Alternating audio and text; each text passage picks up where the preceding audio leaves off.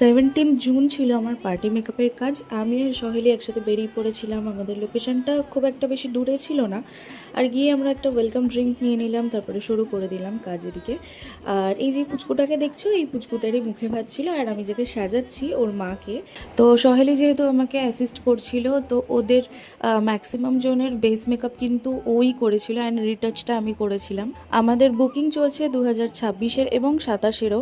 Bridal makeup, party makeup, যে কোনো ই কমার্সের মেকআপ বা যে কোনো ইভেন্ট মেকআপ, নন HD, HD, ultra HD, beauty lock, glass finish makeup, যে কোনো রকমের মেকআপের জন্য তোমরা কিন্তু অবশ্যই ডিএম করতে পারো।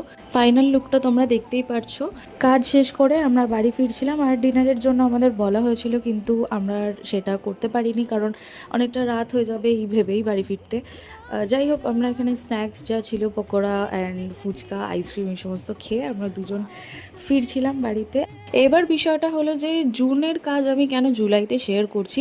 আসলে জুনে আমি কাজটা করার পরে ভেবেছিলাম যে এটা আমি ভয়েস ওভার দিয়েই ছাড়বো, কিন্তু আমি এতটাই ল্যাদখোর যে ভয়েস ওভার দিতে আমার এতটাই ল্যাদ লাগে যে আমি এটাকে পিছিয়ে পিছিয়ে পিছিয়ে পিছিয়ে জুলাইতে নিয়ে এসে ঠেকিয়েছি। আর তারপর আমার মনে হলো যে একটু বিরিয়ানি খাওয়া যায়, কারণ মনটা একটু বিরিয়ানি বিরিয়ানি করেছিল। তাই ফেরার পথে একটু বিরিয়ানি পার্সেল করে নিয়ে চলে এসেছিলাম, আর বাড়ি এসে বসে জমিয়ে খেয়েছিলাম বিরিয়ানি।